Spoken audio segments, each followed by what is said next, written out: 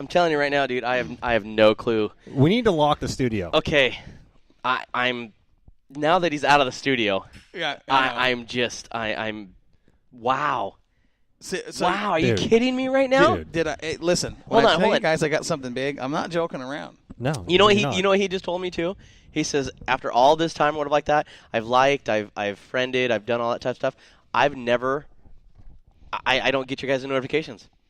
Yeah, that's kind of weird because he likes Moxie, he follows it. I mean, if you guys have an issue with Moxie on Facebook, let us know because we'll figure out what it's going to take to get it fixed.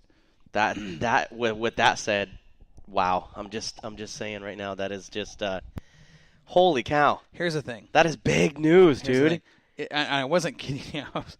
I wasn't lying. I mean, I know some people already knew, but it was a very close group of people to Bryson, and we just happened to be talking here one night, and he kind of said, "Hey, listen, I'll tell you something, but you can't tell anybody."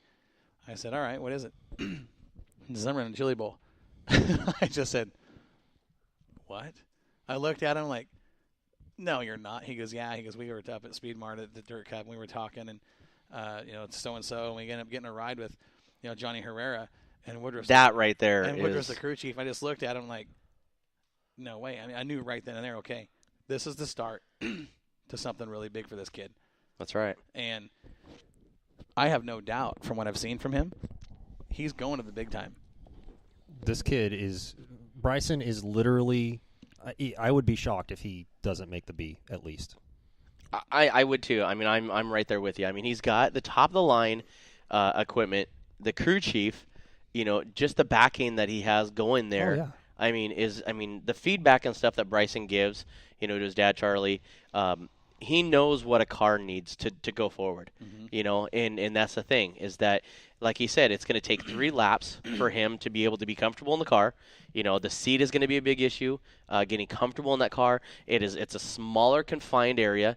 I don't know if he's ever driven a midget before. I've driven a midget before. It's one of those things that it's hard. It's basically a sprint car. Just, of course, down midget size. Hey, we have a producer in here? No. What are you doing with my sweatshirt? I don't think so. Oh, it is. Okay, mine's up there. When it comes down to running a midget, it's so they're so intense. Well, high horsepower, short wheelbase, things happen quick. His hands will be very, very busy. I hope at some point we can talk those guys into taking one of our cameras with them and mounting it on their car. That's going to happen. I don't know that's going to happen, but I will talk to Charlie and Bryson and see if they can't figure a way to work that out because, they are driving for a major team and, it would be cool just to have that video footage to put up on Moxie for, Bryson's fans. Absolutely. I mean, God, I'm still over here in shock. We didn't say anything. He just kind of. We took the commercial break. I had to walk out of the studio and go take a pace lap around the studio, around Jackstream. I was just like, you've got to be kidding me. That's cool. But yeah, congrats, Bryson. Huge congrats to him. We're all proud of you, and I'm excited to see what happens for you, young man. I think you're going to do very well with your racing career, and kind of cool to have something like that. Broke to everybody on our little old show here on Northwest Dirt News, Right? So back to the Bud Nationals. Let's get back to the show that, we've got 45 minutes left. Kind of want to talk about some results that we've got here in front of us from night number 1, starting with the modifieds. 34 modifieds had actually signed in A-mods, IMCA modifieds. It was really, you look at this list of cars, okay, on night number 1, the winner was Ethan Dotson in the 174. Second was Bobby Hogue. Okay, and they had a good race, but Dotson was that particular night was the class of the field. He locked it down and picked up the win. Listen to the top 5. And if you know anything about California modifieds, Ethan Dotson for the win, Bobby Hogue for second, Robbie Sawyer for third, fourth went to Brad Pounds, and fifth went to Logan Drake. Those are your top 5. Listen to the cars behind these guys. This is where it gets interesting. It does, because what happened on night number 1 compared to how these guys finished on night number 2, a very different story. Right. So 6th on back was the 11L. Okay, and this is what sucks because, okay, listen, from 5th, 6th, 7th, and 8th, you've got 3 teammates, okay? 5th was so fourth through 8, you had 3 teammates in those positions. Brad Pounds in the 11X, okay, was fourth. Fifth was Logan Drake. Sixth was Pounds' teammate Cody Laney in the 11L. Seventh went to Oregon driver Mark Carroll in the 27. And eighth went to the third teammate of these guys, of Pounds and of Laney, in the 11 was Rob Sanders. So in the same main event, from positions 4 through 8, you had the 11X of Brad Pounds, the 11L of Cody Laney, and the 11 of Rob Sanders, the Sandman. Now, what sucks about that as an announcer, every one of those cars are identical with the exception of a little letter after the L. They're all black cars with a fluorescent yellow 11 on the side, and you've got one little letter, and you've got to watch as hopefully you see that letter on the side as they come by to know who's doing what. Okay? 9th, Mike Johnson. Okay? 10th, Superman Colin Weinbarger. 11th on back was Josh Vogt, Brian Clark, Chet Reeves, Chaz Baca from Arizona, Tony Toast, Chris Crump, Justin Crockett, Dalen Coffey, Tom Malcolm, Brett Bennett, John Piker, Ricky Childress Jr. So you're telling me our Oregon boys, Mark Carroll and Colin Weinbarger, finished in the top 10, 7th and 10th. And 10th. So right. And there's 2 guys. They show up to a track up here, and those 2 are going to be up front. They're going to be 1-2 fighting for the lead. They go down to California. That just shows you what the talent level is like at the Budweiser Nationals. And I think pound for pound, the talent in the modifieds much deeper than what you find in the late models. It is that region. It is, and I totally agree with you. You know, we talked about you talked about Mark Carroll showing up. No clue that he was even going down there. And we had talked and we'd been asking around the Northwest, hey, who's going to Bud Nationals? Never heard a word from Mark. Well, that's Mark Carroll. I know. So when we're actually sitting up in the Mike Mosier Tower, and we're watching hot laps, and we're watching the cars, and we're kind of doing some pre-race stuff, and I'm watching the cars roll out and start taking hot laps. And while we're talking, I look out, and I see this red 27 with a big GRT on the side roll by. And I look, and I stood up, and I said, is that Mark Carroll? He was in mid-sentence. Or I was in mid-sentence, and he stood up, and he goes, hey. I'm like, what? And we're trying to talk, and he's like, it's Mark Carroll.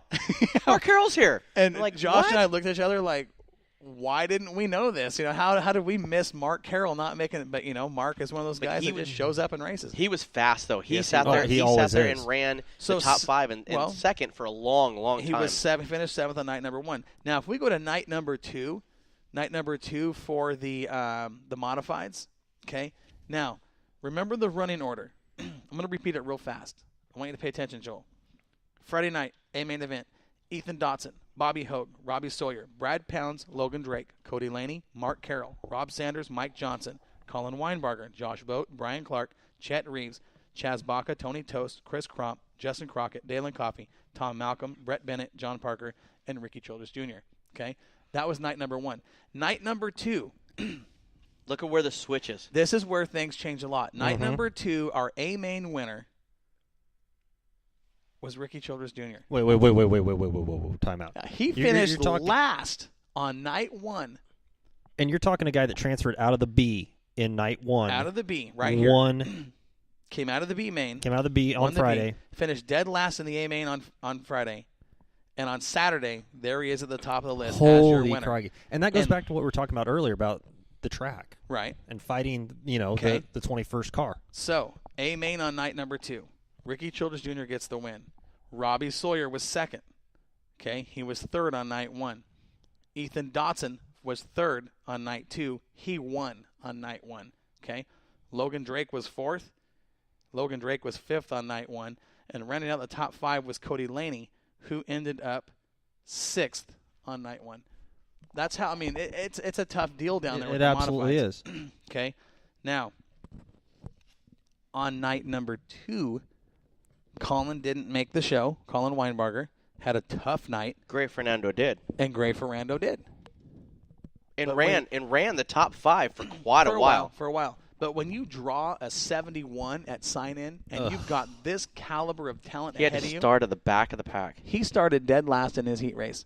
Wow. And his heat race. His heat race was stacked. It was. It was hard for literally, he had such an uphill climb to try to do it. And he sat there and he told us too. He says, like my body's brand new.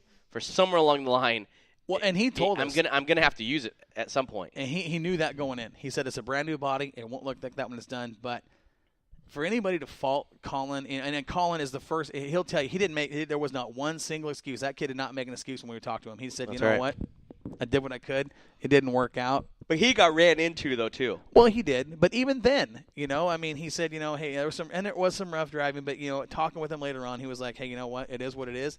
Things didn't work out like I wanted to.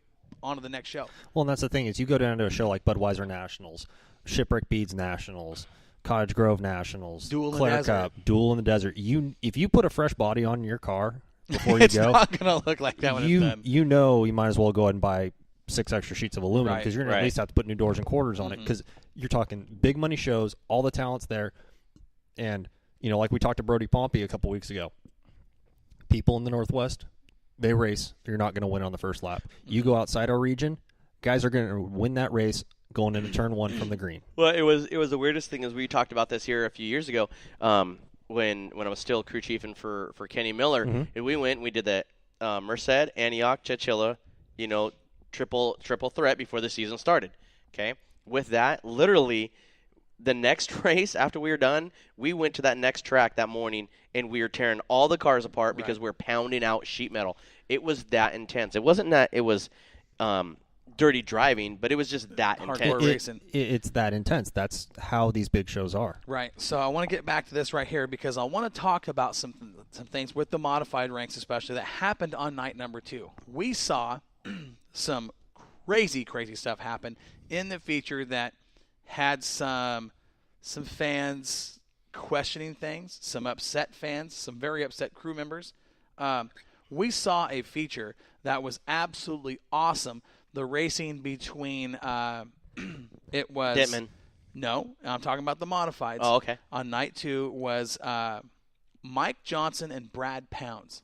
Okay, these guys, Johnson in the C9, Brad Pounds in the 11X. That was a phenomenal show that not only were all 3 announcers in the Mosier Tower standing up to announce this race, every single person, and they were packed. Grandstands were packed. Everybody is standing up, right, watching this race. Pounds is the leader. No, Johnson was the leader in the 9. Had led from the drop of the green. Fast, smooth, forward bite. That being said, Brad Pounds was right there with him inch for inch. It was an awesome race. And Pounds kept trying to set him up in 3 and 4.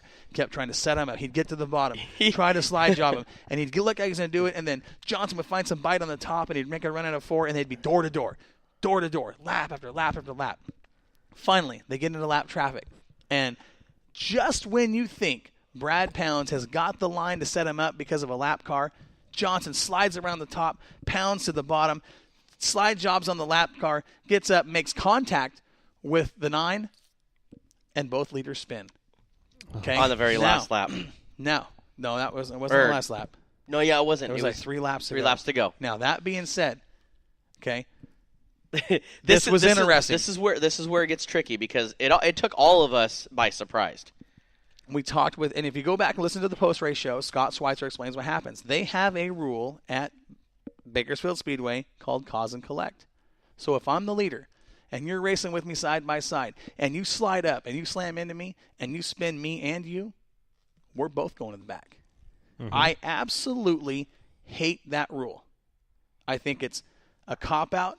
I think it's a way for nobody to take responsibility, and I think it's absolutely stupid, okay? That's not slamming the Budweiser Nationals. That's not slamming Scott Schweitzer or any other track owner. I think it is absolutely a stupid rule. That's just a personal view. When the leader is taken out by somebody trying to pass him, and you're going to penalize him for getting taken out, I disagree with that, and I will argue that all day long, period, no question. I will fight that adamantly. I think it's a bad call. So, here's what happens. And this is where we got confused in the Mosier Tower. They come out of turn 4. The flagman points down from the flagman booth stand and touches his back. That's their sign. He touches his back. What happens next? Josh and I and Mike all stand up like, what just happened? Because Johnson drives off the track. Well, they also have a guy that's on the track sit there and pointed at him and said to the back. So we didn't see that. We saw the flagman point at him, touch his back. Johnson says, at this point there's 2 laps. Johnson, who was the leader that got taken